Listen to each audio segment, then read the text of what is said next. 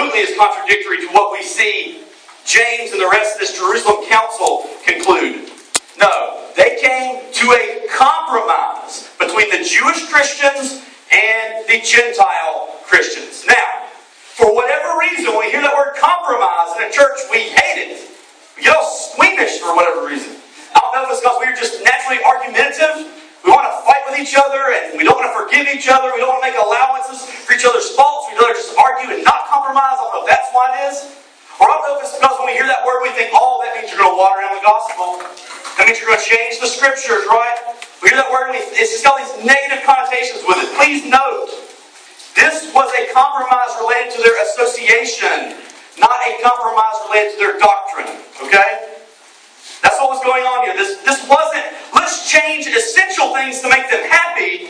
No. This was, let's change non-essential things so that we may have harmony.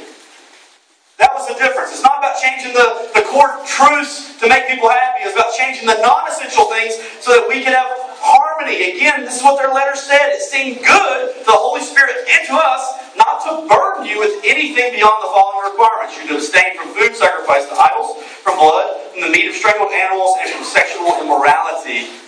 You will do well to avoid these things. Farewell. See, in essence, he was saying, through the Spirit, we've come to this conclusion. We've come to the agreement that circumcision and following all the rules and all the laws are not required for you to follow Jesus.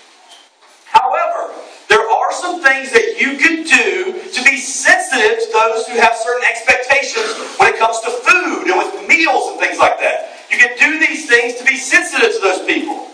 And also, there's some general practices related to sexuality that we all should follow. You see, there's some give and take here. There's some, both sides are conceding for the purpose of unity. Knowing that this is a new world, this is a new place where Jesus was for both Jew and Gentile. And they knew that it was not going away. So they conceded things for the case of unity. And the result, verse 31 tells us, the letter was delivered, it was written to the churches, and it was well received. And all the people rejoiced, including the men. Like, hey, we're good. No wonder they liked it. But it also removed the burden to everyone. And it underlined the truth that Jesus is enough. That was the point. Guys, see when it comes down to it?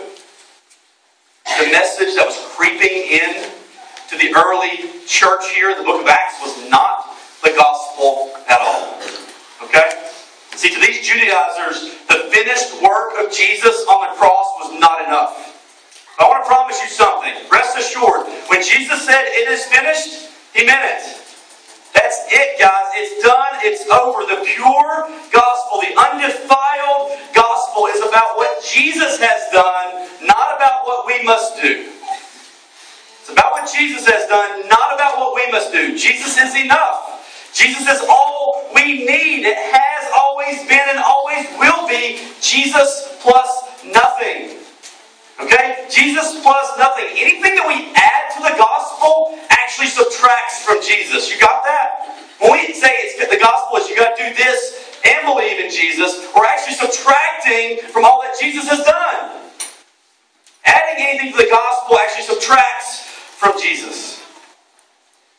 So what do we say when someone has this idea, this attitude that tries to add to the gospel? I think we should say the same thing the Jerusalem Council said when they concluded their letter. I think we say farewell. Farewell. Not to the person necessarily, but we look at what they say and say, you know what, we want unity. We should understand our differences, but adding to Jesus, adding to the gospel, farewell. That idea is out of here. We are not accepting that farewell. And it makes me wonder, what would Paul say? Paul's a pretty ferocious guy when it came to defending doctrine. What would he say to anyone that adds to the gospel? Well, guess what? A little bit later on, past this, they were dealing with the same issue at a church in Galatia. And Paul writes a letter to those people, and we call it the book of Galatians. This is what he said right at the very beginning of this letter, Galatians 1:9. If anybody is preaching to you a gospel other than what you accepted, let them be under God's curse. Under God's curse. Guys, when you come to faith in Jesus, that is all that is required. Don't let any person or any church try to add to Jesus. Okay? And please, see my heart on this. Please see my heart on this. Should our lives look different after we meet Jesus? Yes. Should our priorities be different after we meet Jesus? No question. Should there be spiritual growth in our lives when we meet Jesus? Without a doubt.